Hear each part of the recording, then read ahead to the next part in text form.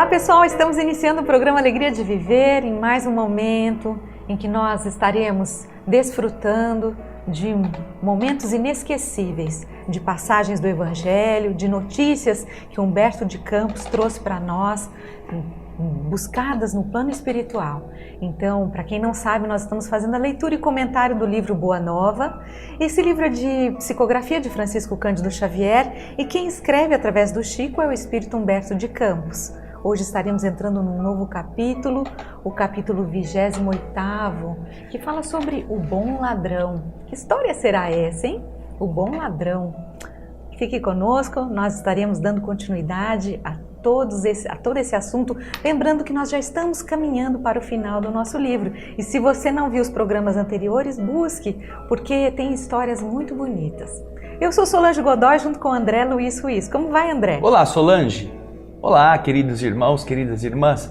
É uma alegria voltarmos, mesmo quando, como disse Solange, estejamos nos despedindo quase desse livro maravilhoso. É uma alegria, por quê? Porque muitas coisas que nós não sabíamos, nós aprendemos. Outras coisas que ainda faltam saber, continuaremos aprendendo. E daqui a pouco, você vai ser a boa nova. Você que assistiu todos esses exemplos, todos esses ensinos, você vai entendendo e se tornando melhor. Vai vivendo suas experiências, vai aprendendo que o crescimento para o Evangelho é alguma coisa solitária, que você não deve ficar esperando ajuda. Você deve ser aquele que, se não consegue fazer uma casa da sopa, pelo menos comece a dar um sanduíche por dia. Comece a fazer algo que realmente chegue às pessoas. Porque muitas pessoas querem fazer uma coisa grandiosa, não por amor ao próximo, mas por exercício da vaidade de ser grande. Como você poderá conseguir isto se você não é capaz de fazer um pouco mais de feijão, um pouco mais de arroz, um bife a mais, para criar um prato de comida para dar a um estranho? Você vai ter 300 pessoas comendo no seu restaurante generoso se você não consegue dar um prato de comida? Então, é o esforço de cada dia. Quando terminar esse livro, Solange, nós certamente estaremos com um grande contingente de boas novas que andam por aí, que visitam pessoas, que se dedicam ao próximo, inspirados por Humberto de Campos e Chico Xavier. Então agora, o capítulo 28º vai falar sobre o bom ladrão. Vamos lá? Acompanhe conosco a leitura. Alguns dias antes da prisão do mestre, os discípulos, nas suas discussões naturais, comentavam o problema da fé, com desejo desordenado daqueles que se atiram aos assuntos graves da vida, tentando apressadamente forçar uma solução. Como será essa virtude? De que modo nós conservaremos esta virtude intacta no coração? Problemas da fé, eles estavam querendo saber, inquiria Levi com atormentado pensamento. Tenho a convicção de que somente o homem culto pode conhecer toda a extensão de seus benefícios. Não tanto assim, dizia seu irmão Tiago. Acredito que basta a nossa vontade para que a confiança em Deus esteja viva em nós. Mas a fé será virtude para aqueles que apenas desejam? Perguntava um dos filhos de Zebedeu. A um canto, como distante daqueles duelos da palavra, Jesus parecia meditar.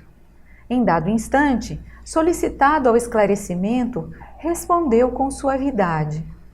A fé pertence, sobretudo, àqueles que trabalham e confiam. Tê-la no coração é estar sempre pronto para Deus.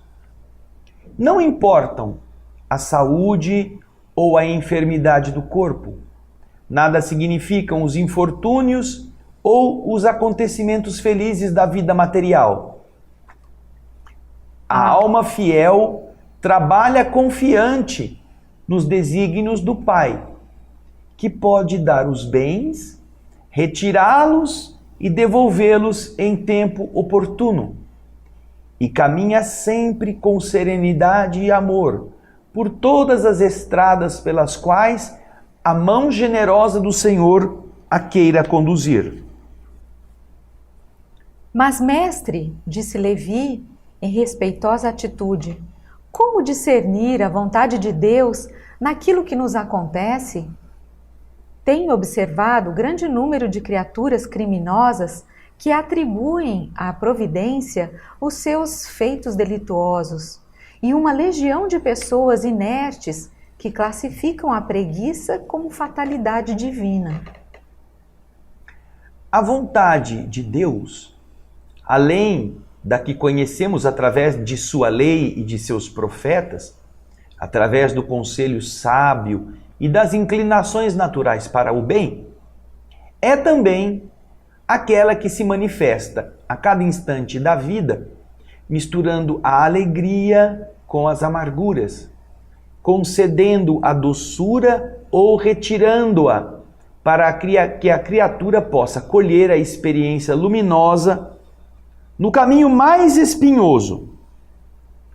Ter fé, portanto, é ser fiel a essa vontade em todas as circunstâncias, executando o bem que ela nos determina e seguindo o seu roteiro sagrado nas menores sinuosidades da estrada que nos compete percorrer. Tomé, porém, observou: entretanto, acredito que essa qualidade excepcional deve ser atributo do espírito mais cultivado, porque o homem ignorante não poderá pensar, cogitar da aquisição de semelhante patrimônio, exclamou. O mestre fitou o apóstolo com amor e esclareceu: todo homem de fé será, agora ou mais tarde, o irmão dileto, o irmão amado da sabedoria e do sentimento. Porém, essa qualidade será sempre a do filho leal ao Pai que está nos céus. O discípulo ouviu isto, sorriu e respondeu, ponderando: todavia, Senhor, quem possuirá no mundo lealdade perfeita como esta, lealdade ao Pai que está no céu? Quem na terra pode se considerar assim tão leal? Ninguém pode julgar em absoluto, disse Jesus com bondade, ao não ser o critério definitivo de Deus. Mas, se essa conquista da alma não é comum às criaturas de escasso conhecimento, de pouco conhecimento ou de posição vulgar, é bem possível que a encontremos no peito exausto dos mais infelizes ou desclassificados do mundo.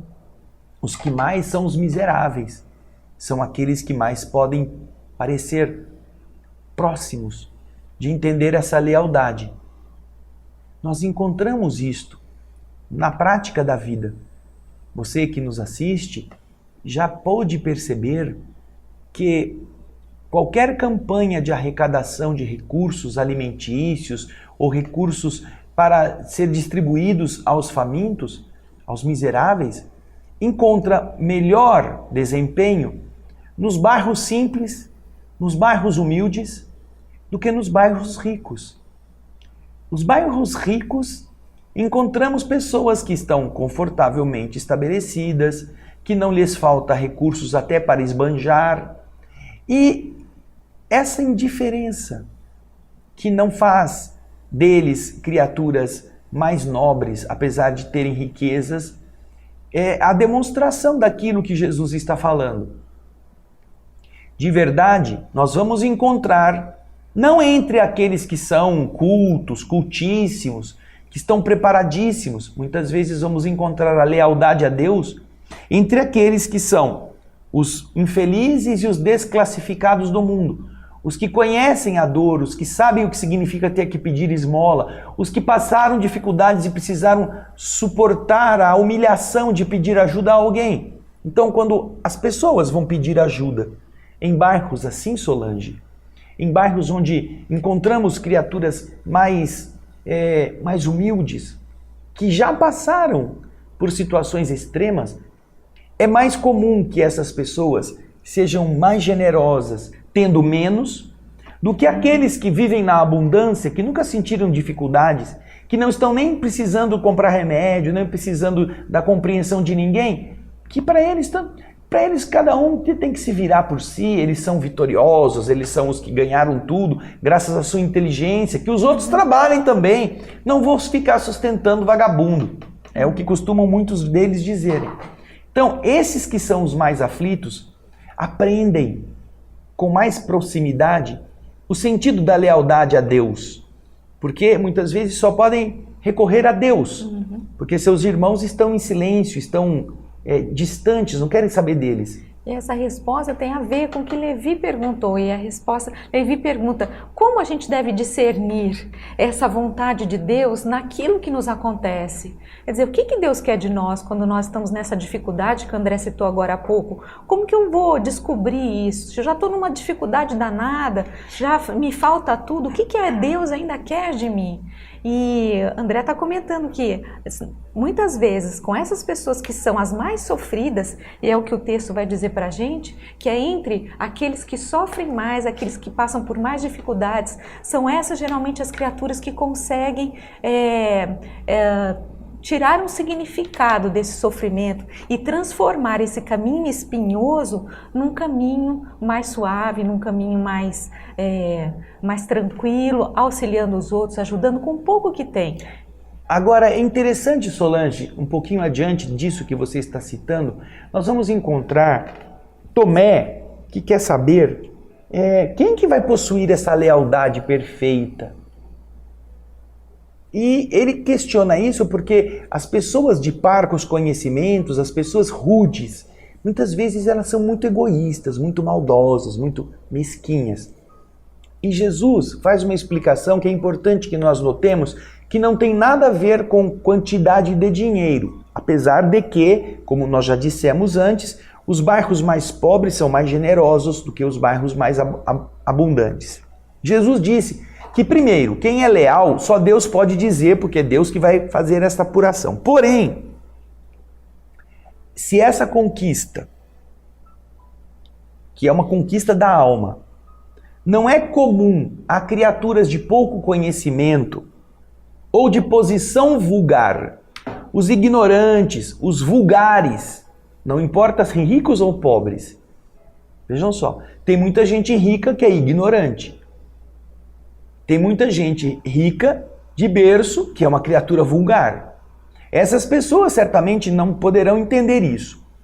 Se elas não são capazes de entender essa lealdade, diz Jesus, nós, bem possivelmente, vamos encontrá-la no peito exausto dos mais infelizes. Ali nós vamos encontrar a fidelidade, a lealdade. Infelizes, não importa se ricos ou pobres, bonitos ou feios, cultos ou ignorantes.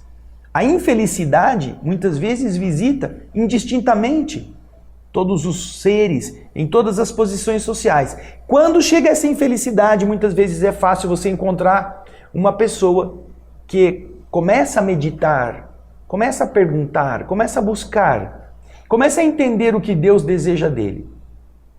E é claro, os desclassificados do mundo, aqueles que são considerados menos, que não têm uma classe na casta hierárquica da sociedade, que se veem relegados ao nada, esses também encontram em Deus a consolação e lutam para serem fiéis, serem leais àquilo que Deus está colocando para eles terem que viver.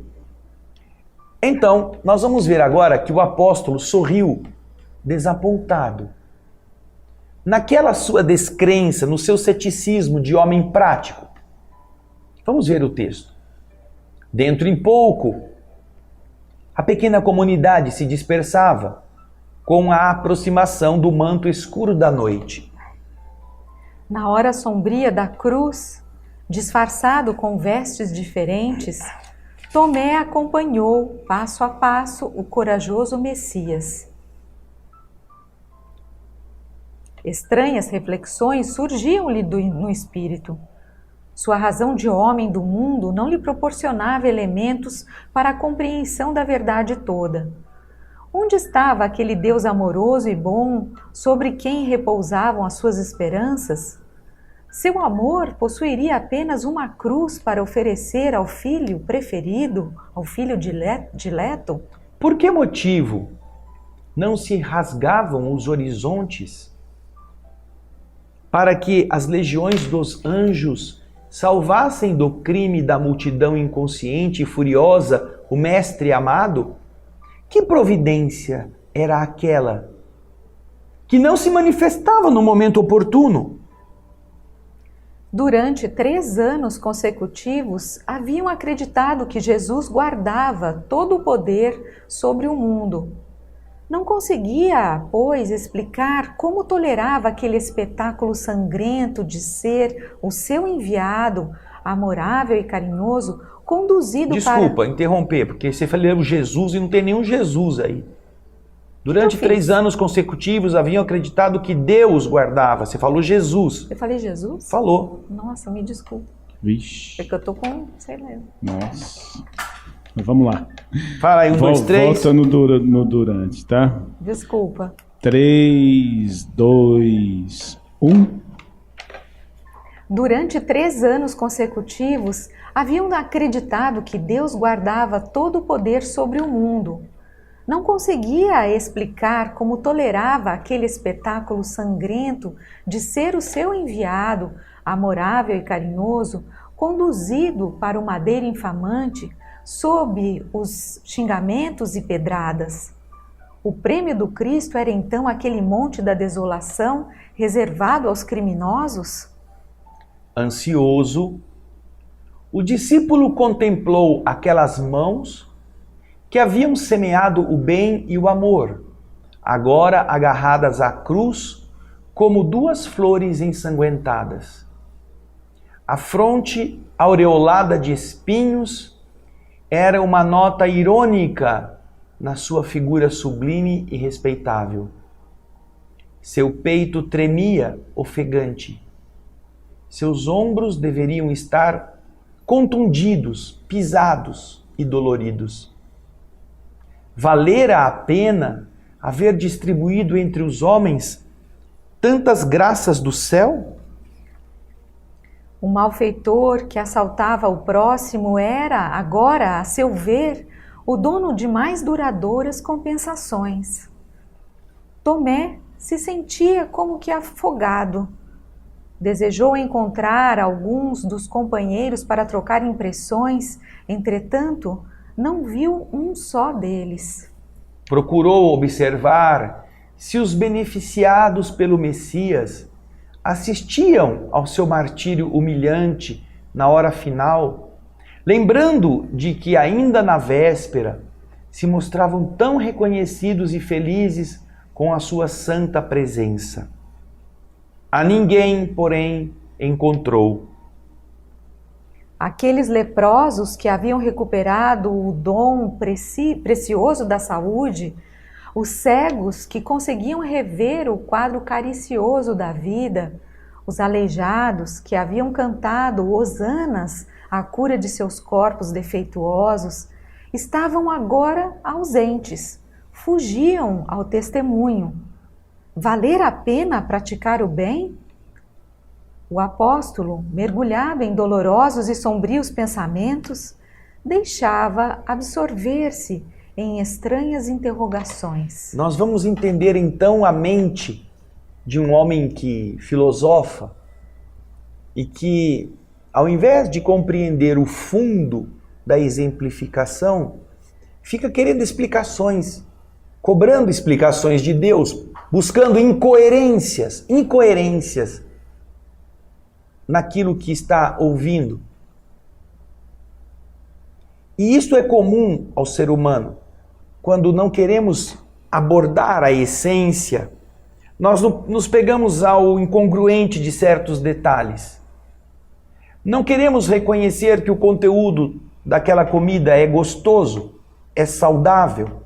Nós achamos o prato feio, não está bem apresentado. A porcelana tem trincos, está lascada. Não importa que a comida seja boa. Não é agradável a maneira como foi construída no prato para o nosso olhar.